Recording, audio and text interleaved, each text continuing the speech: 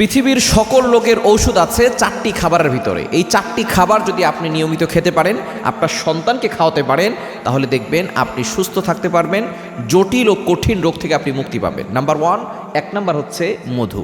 এই মধুর ব্যাপারে আল্লাহ পাক রব্বুল আলামিন পবিত্র কোরআন কারীমের ভিতরে নিজেই আয়াত নাজিল করে দিয়েছেন। এবং মধু যেখান থেকে আসে, মৌমাছি, এই মৌমাছির নামে আল্লাহ তাআলা একটা সূরা দিয়েছেন, সূরাতুন নাহাল, পবিত্র কোরআন কারীমের অন্যতম একটি সূরা। 14 নম্বর পারার ভিতরে রয়েছে।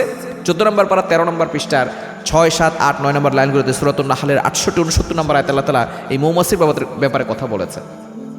আল্লাহ পাক রব্বুল আলামিন 69 নম্বর আয়াতে, সূরাতুন নাহলের 69 নম্বর আয়াতে জানিয়ে দিয়েছেন, ইয়াখরুজু মিন বুতুনিহা শারাবুন মুখতালিফুন আলওয়ানু ফিহি শিফাউল লিন্নাস। এই মৌমাছির ভিতরে আল্লাহ তাআলা শিফা দিয়েছেন। সকল জটিল ও কঠিন রোগ থেকে আপনি যদি মুক্তি পেতে চান, এক নম্বরে মধু আপনার বাসায় রাখবেন। তবে দুঃখজনক হলেও সত্য, এখন ভেজাল প্রত্যেকটা ঘরে ঘরে ছড়িয়ে পড়েছে। ভেজাল না, আপনি অরিজিনাল, যেটা অরিজিনাল মধু, কোনো ভেজাল নাই, সেটা যদি আপনি খেতে পারেন, দেখবেন আপনি সত্যি আপনি উপকার পাবেন। কারণ আল্লাহ তাআলা এই ব্যাপারে পবিত্র কোরআন কারীমের ভিতরে আয়াত নাজিল করে দিয়েছেন। দ্বিতীয় নাম্বার হচ্ছে কালো জিরা। কালো জিরা, নবী সাল্লাল্লাহু আলাইহি ওয়াসাল্লাম বুখারীর ভিতরে হাদিস বলেছেন, ইল্লা সাম, মৃত্যু ছাড়া সব রোগের ওষুধ হচ্ছে এই কালো জিরা।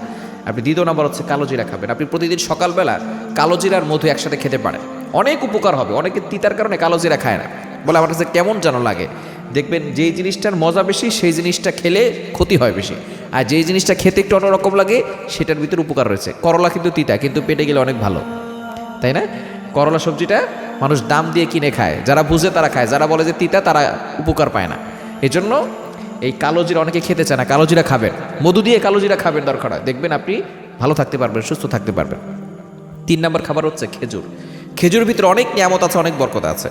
নবীজি সাল্লাল্লাহু আলাইহি ওয়াসাল্লাম জানিয়ে দিয়েছেন, যেই ঘরের ভিতরে খেজুর আছে, ওই ঘরের ভিতরে আল্লাহর বরকত আছে, নিয়ামত আছে, সে অভাব শূন্য নয়। অর্থাৎ আল্লাহ পাক রব্বুল আলামিন ওই ঘরের ভিতরে বরকত দান করবেন। সুতরাং যদি আপনি খেজুর খেতে পারেন, তাহলে দেখবেন আপনি সুস্থ থাকতে পারবেন, শরীরে শক্তি হবে, শরীরের, এবং অনেকে অক্ষম ব্যক্তি আছেন তারাও সক্ষম হয়ে যাবেন।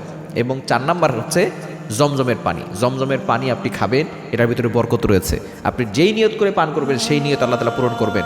অসুস্থ আছেন, জমজমের পানি পান করেন, দেখবেন আল্লাহ তাআলা নিয়ত করে খাবেন, আল্লাহ আমাকে সুস্থ করে দাও, আল্লাহ তাআলা আপনাকে সুস্থ করে দেবেন। সুতরাং এই 4টি খাবার, পৃথিবীর যত ধরনের রোগ আছে সকল রোগের শেফাই 4টি খাবারের ভিতরে রয়েছে।